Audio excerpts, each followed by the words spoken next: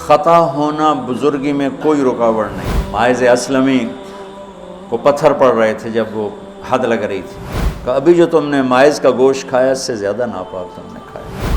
گناہ ہونا انسانی اللہ اور بندے کے تعلق میں رکاوٹ تب بنتا ہے جب اصرار ہو، میں حاملہ ہوں زنا سے، مجھے پاک کریں، اس لیے کبھی کسی کے گناہ پر اس کو حقیر نہ سمجھو۔ ہاتھ جوڑتا ہوں۔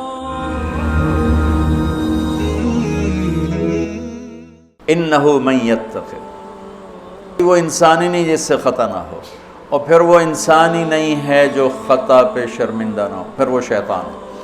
خطا ہونا بزرگی میں کوئی رکاوٹ نہیں۔ صحابہ کی خطاؤں کو اللہ نے قرآن میں ذکر کیا، صحابہ سے ہر بڑے سے بڑی خطا ہوئی، اس میں ایک پیغام تھا کہ اتنے بڑے مقام والے سے بھی خطا ہو سکتی ہے اور اللہ کے تعلق میں کوئی کمی نہیں آ سکتی۔ توبہ۔ ماعز اسلمی کو پتھر پڑ رہے تھے جب وہ حد لگ رہی تھی، تو دو آدمی آپس میں باتیں کر رہے تھے، دیکھو اچھا بھلا اس پر پردہ ڈال دیا تھا اللہ کے نبی نے، یہ خود ہی اپنے آپ کو ذلیل کر کے آ گیا۔ تو جب وہ ان کا انتقال ہو گیا اور وہاں سے واپس ہوئے تو راستے میں ایک گدھا مرا پڑا تھا، تو آپ نے کہا ان دو آدمیوں کو بلاؤ، وہ دونوں آ گئے۔ آپ نے فرمایا اس کا بیٹھ کے گوشت کھاؤ۔ یا رسول اللہ، یہ آپ کیا فرما رہے ہیں؟ ناپاک، حرام، مردار۔ کہ ابھی جو تم نے ماعز کا گوشت کھایا اس سے زیادہ ناپاک تم نے کھایا۔ کہ تم اس کی غیبت کر رہے، اور میں محمد مصطفیٰ اللہ کی قسم کھا کے کہتا ہوں میں اسے دیکھ رہا ہوں جنت کی نہروں میں نہاتا پھر رہا ہوں۔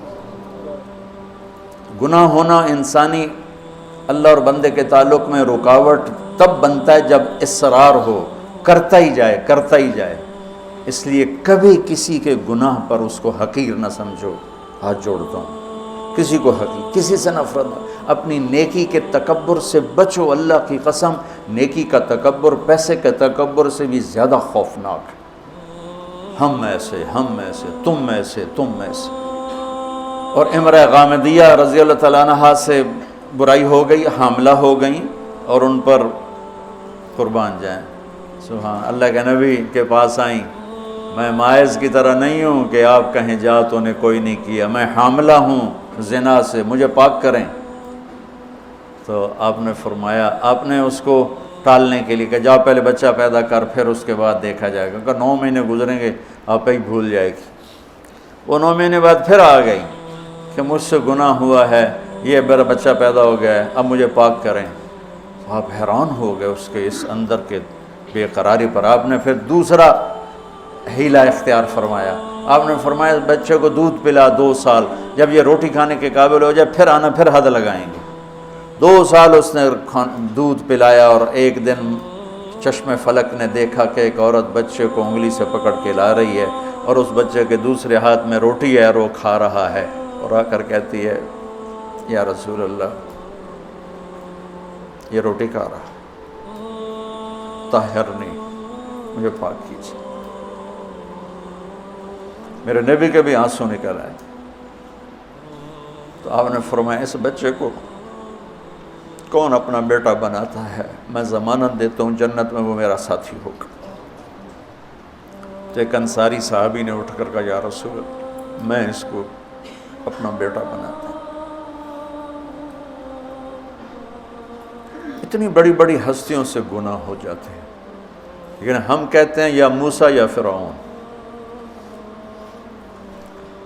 وہ جو ایک احمقانہ شعر ہے، دورنگی چھوڑ دے یا کرنگ ہو جا، سراسر موم ہو یا سنگ ہو جا، کسی بیوقوف شاعر نے یہ شعر کہا۔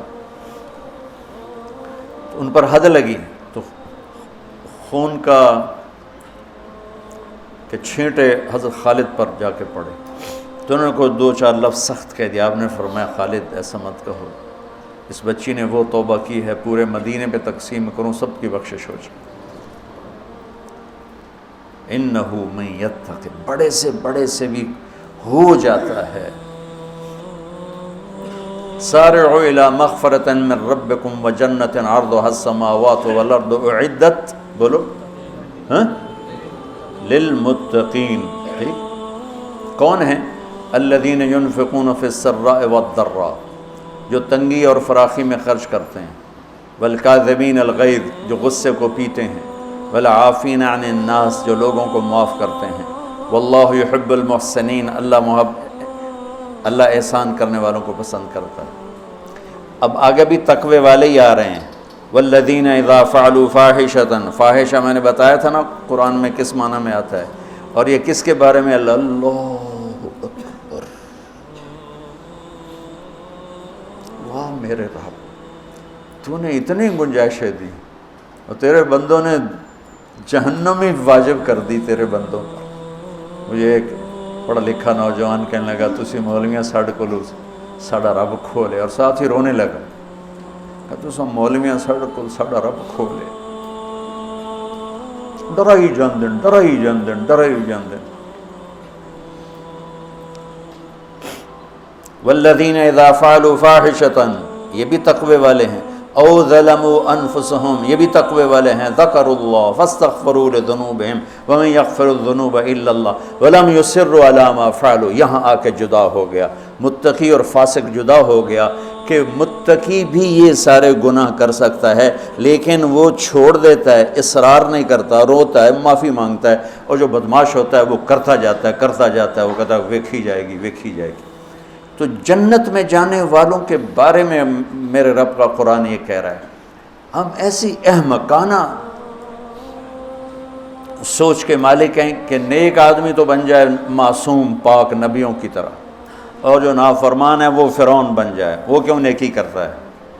میرا کالج کا ساتھی تھا احمد مصطفیٰ، 96 میں فوت ہو گیا۔ اس کا چلہ لگا تو سارے عیب چھوٹ گئے، صرف شراب رہ گئی تھی، تو وہ نشے میں اس کے دوستوں نے اس کو گھر کے دروازے کے سامنے اتارا تو وہ دروازے پر ہی گر کے پڑا ہوا تھا۔ تو پولیس کی گزری وین تو انہوں نے اٹھا کے ڈالا اور چوکی لے گئے۔ صبح اس کی آنکھ کھلی تو روشنی ہو رہی تھی، تو اس نے سپاہی بھی جانتے تھے، اچھا بڑے آدمی کا بیٹا تھا، خود بھی کافی مشہور تھا، تو اس نے کہا یار جلدی جلدی مصلی لوٹا لو، میں نے نماز پڑھنی۔ تو کہنے لگا راتی کی کرتے رہے ہو؟ تو کہنے لگا اسے واسطے تو نماز پڑھن لگا کہ منہ کالا کیتا ہے دھو بھی لواں۔ اور ہمارا کیا تصور ہے، تیری روٹی حرام، تجھے نمازوں کا کیا فائدہ، تو داڑھی منڈاتا ہے، تیرا کیا دین ہے، تیری شکل ہی کافروں جیسی ہے، تیرا کیا دین ہے۔ ہمارے دیندار طبقے نے بے دینی کو پروموٹ کیا نفرت کر کے۔ دین تو سراپا محبت، سراپا